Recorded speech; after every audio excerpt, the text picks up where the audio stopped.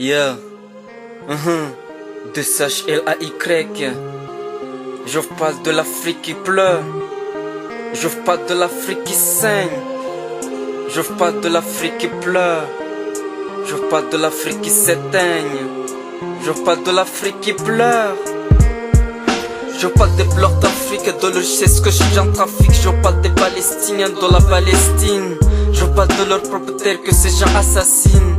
Je parle de voir ce qui se passe franchement en Syrie et de ces gens qui ne cessent de manipuler vraiment ça dit. Je parle de ce que vous avez fait aux Libyens de Libye, car vous avez volé leur bien, assassiné Kadhafi.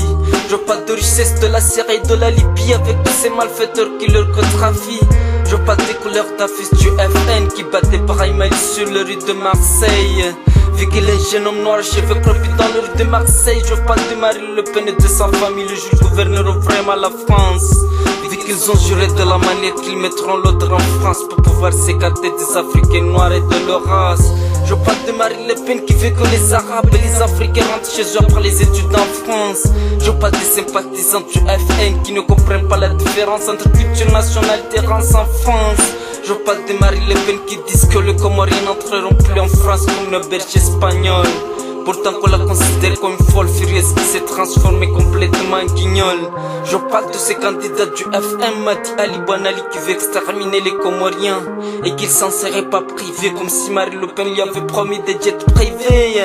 Je parle d'André Valo à l'époque qui ont semé la guerre avec leurs problèmes politiques, qui ont fait tuer leurs frères et sœurs.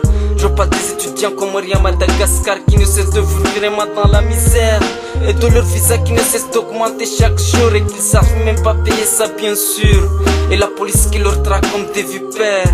Je parle toujours des étudiants comoriens de la grande île que l'état comorien fait semblant d'oublier ce qu'il traverse sur l'île. Je parle de Maurice Comore que nous pourrions voyager sans visa, que Madagascar Comore les étudiants souffrent de problèmes de visa. Je parle des étudiants comoriens au Sénégal qui crèvent pour la faim, que l'état comorien ne suit pas pour mettre fin à cette faim.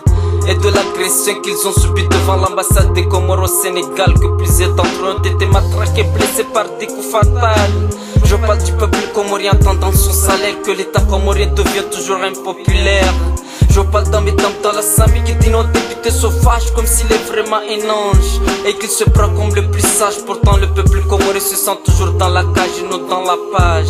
Je parle du président Azali qui a choqué le peuple comorien, le fait de rompre avec le Qatar. Vu que l'Arabie Saoudite et ses alliés ont publié une liste de terroristes liés au Qatar et qu'il fait semblant d'oublier que les Qatar a profondément investi sur notre archipel. Le moment où l'Arabie Saoudite nous finance que des dates et des moutons au sein de l'archipel.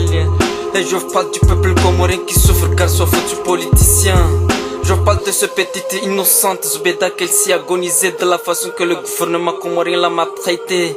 Je parle de l'état comorien qui dérobe nos biens puis nous chiotte et qui laisse mourir la moitié du peuple comorien au large de Mayotte.